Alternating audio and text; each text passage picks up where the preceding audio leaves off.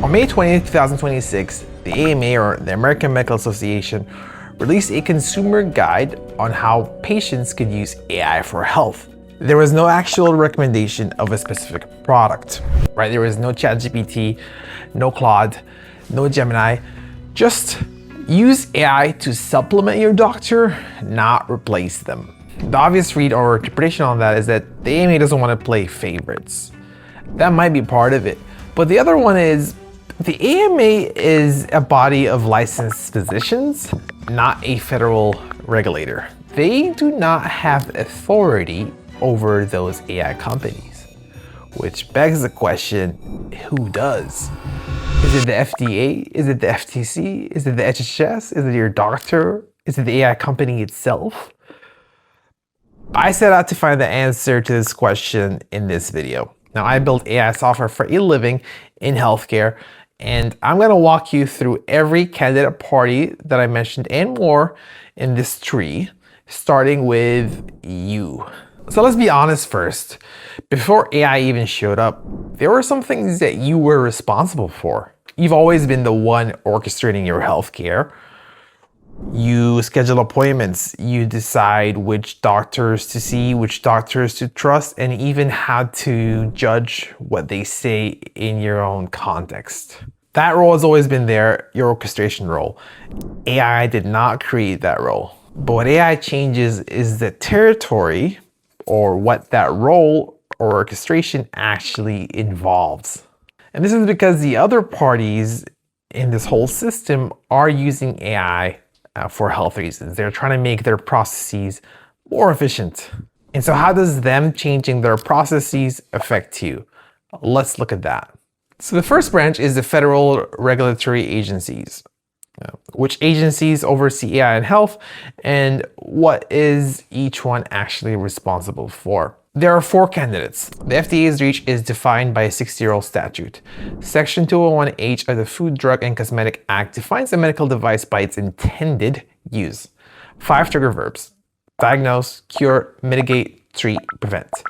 If a software's product marketing uses those verbs, it meets the intended use test and the FDA does regulate it. The consumer AI health products use those verbs only in negation. So for example, Microsoft Copilot's health terms from its May 13th launch says it is not intended to diagnose, treat, or prevent medical conditions. So that is 3 of the 5 verbs in negation. The disclaimer is a legal positioning move, not a statement of what the product actually does or delivers. Now, on the other hand, the FTC reaches deceptive marketing under Section 5. Its Operation AI Comply, which launched in 2024, went after false AI capability claims. Now that's real authority, but the scope limit is critical. So the FTC can act when a company falsely claims its AI is clinically validated. It cannot act when a tool gives wrong medical advice, but does not claim to be accurate. So advice quality and marketing honesty are separated. As for the HHS, they reach federally funded entities through Section 1557 of the ACA.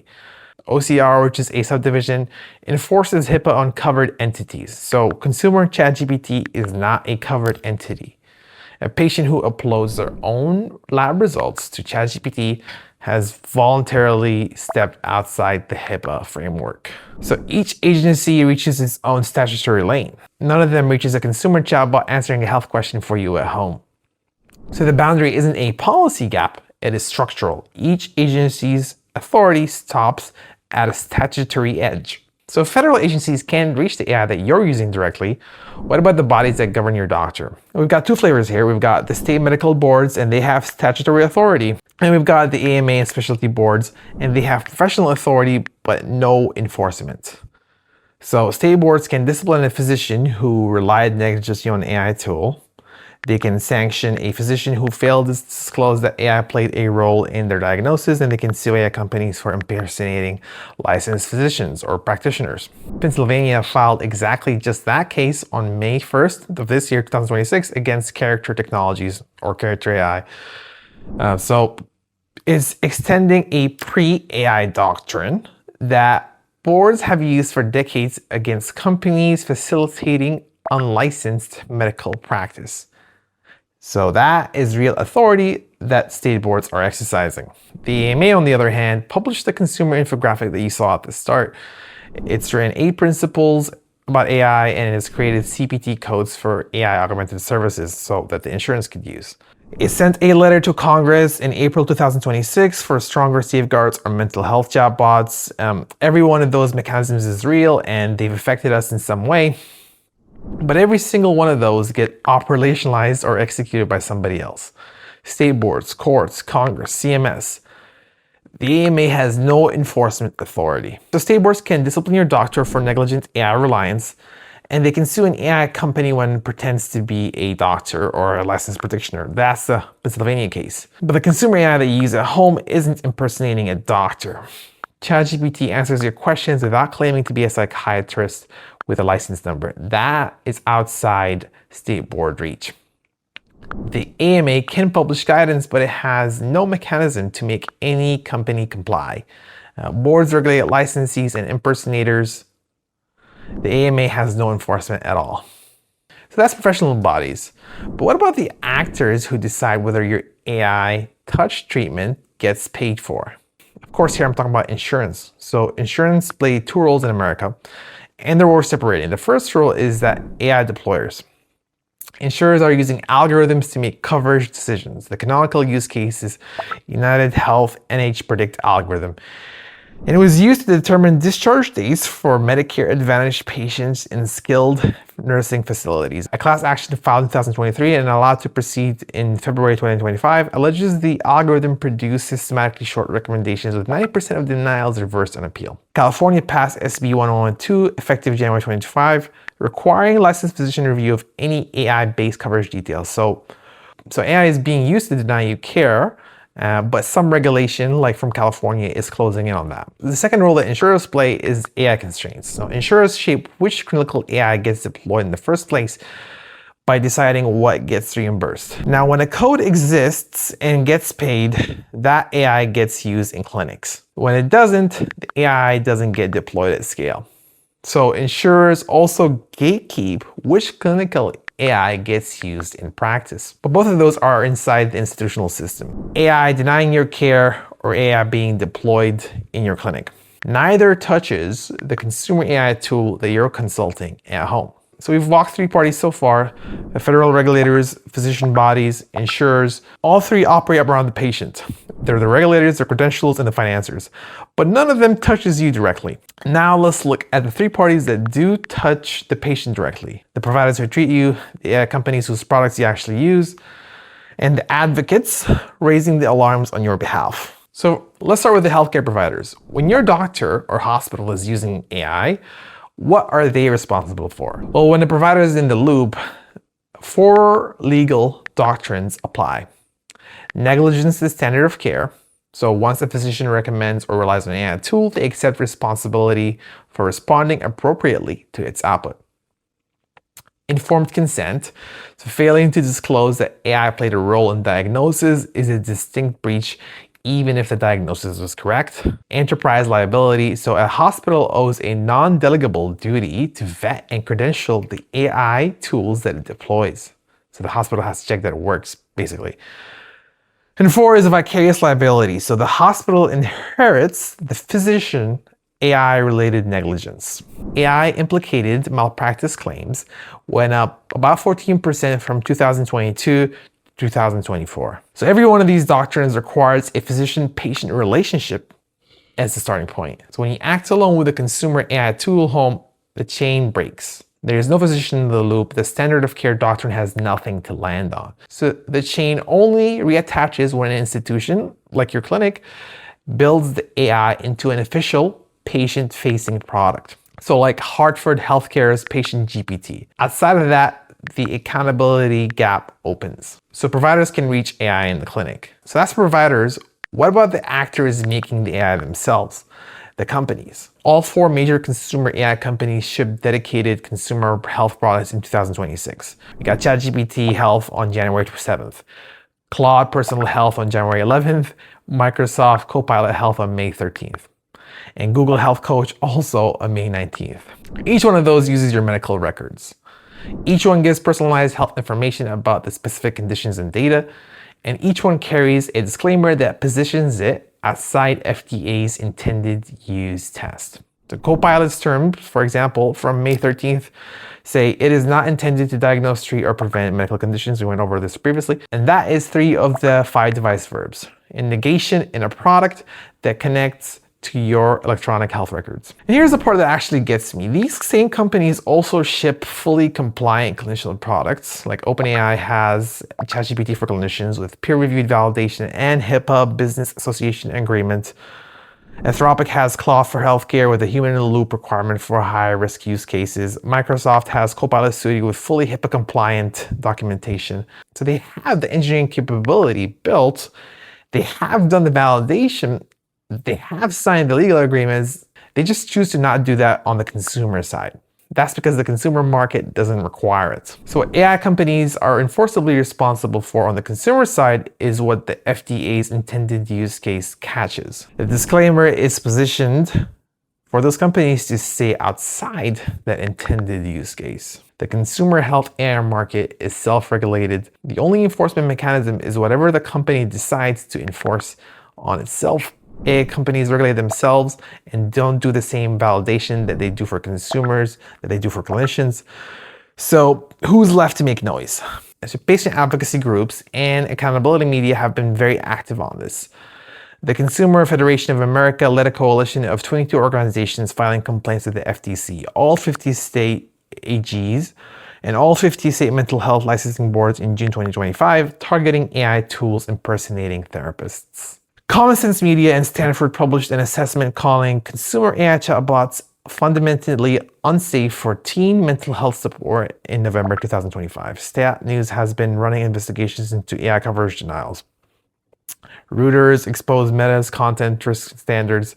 Those are real actions. What advocacy and media cannot do is compel anything directly. So every documented AI behavior change in this period, from OpenAI's parental controls to United Health's scrutiny, it happened through voluntary corporate response or civil litigation. It's never through the direct authority of any advocacy groups or news outlets. They can build the record, they cannot enforce it. And that brings us back to you. So we've walked through 6 branches. Each of them has a clean story about what they're responsible for. So let me show you what the whole picture looks like, because there are 3 patterns running through this tree, and where they land tells you exactly what you've asked at the beginning. What are you responsible for? So pattern 1 is clear boundaries. Some harms have one party with a clean lane, and then action happens. We saw this most clearly at the federal regulators branch. FTC reaches deceptive marketing. FDA reaches product that satisfies section 2015 intended use. OCR reaches HIPAA covered entities. HHS reaches federally funded discrimination. Each one is a clear boundary. One party, one lane. Action happens when triggered. So about 4 zones across this tree look like this. And where these exist, somebody else has the zone. The second pattern is diffuse boundaries. So multiple parties have partial reach, but no one owns the harm end to end. And when no one owns it end to end, non-action is the structural result. The clearest example in this tree is the AI mental health chatbot harm. So 8 parties weighed in on the same problem. The AMA wrote Congress. The American Psychiatrists Association published a position statement. The FTC issued an information gathering order to 7 major AI companies. A coalition of 22 organizations filed complaints with all 50 state attorney generals and all 50 mental health licensing boards. Advocacy groups published assessments. Journals ran investigations. 8 wrongful death suits were filed in California. Compelled enforcement actions across all 8 parties. So across all those 8 parties, there were 0 compelled actions. The only change came from OpenAI voluntarily updating its parental controls. If OpenAI had decided not to, nothing would have moved. So we see this pattern at the physician governing bodies branch, where the AMA has 8 mechanisms and no enforcement, and at the advocacy branch, where every documented behavior change routed through voluntary corporate response. So it's a classic bystander effect where everybody has a PhD and a press release. The third pattern is the gaps. So no party in this tree has authority over the harm at all. Not partial, None. The example here is Microsoft Copilot Health, launched May 13, 2026. The product connects to your EHR via Health Exchange, HealthX. It offers personalized information about your health and wellness based on your specific data. The disclaimer says it is not intended to diagnose, treat, or prevent medical conditions. So who can compel either commitment to mean anything? Not the FDA. The disclaimer keeps the product outside the intended use case. Not the FTC. Microsoft didn't claim accuracy, so there's no deceptive marketing claim to act on. Not state boards. Microsoft isn't a licensee. Not the AMA. There's no enforcement. Not your doctor. The chain doesn't reattach because you're not going through your doctor or your doctor's clinic. Not advocacy because they don't have direct authority. So the accountability map runs out of paper. About 5 zones across this tree look like this. So back to the question you came in with, what are you responsible for? The clear boundary zones, somebody has those. Diffuse and the gap zones, you're responsible for those, in my opinion, because no other party is. That's the expanded orchestration territory with AI. You've always orchestrated your own healthcare. What's changed with AI is that the orchestration role now includes verifying things no institutional party is verifying for you. The diffuse zones and the gap zones are where your burden is. And that is the structural fact about how this accountability landscape was built, not a complaint about any one of those parties. The AMS cautions at the beginning of this video: never use AI in emergencies. Don't rely on AI for diagnosis. Protect your privacy. Use AI to supplement your doctor. Those are real, useful cautions. The reason they're general, with no specific tool named, is the structural admission that we just mapped. The AMA cannot reach the gap zones to evaluate specific tools. Neither can the FDA for tools positioned outside the intended use test. Neither can the FTC for products that disclaim accuracy rather than claim it. No party industry can do that evaluation for you at scale. So that's a big ask. You should not have to build a full accountability framework from scratch for every consumer AI product that you use. So that's what I'm trying to do with the NAS Health Trust list. I'm trying to fill some of those diffuse areas of responsibilities as some of those gaps. Obviously, it's a limited tool.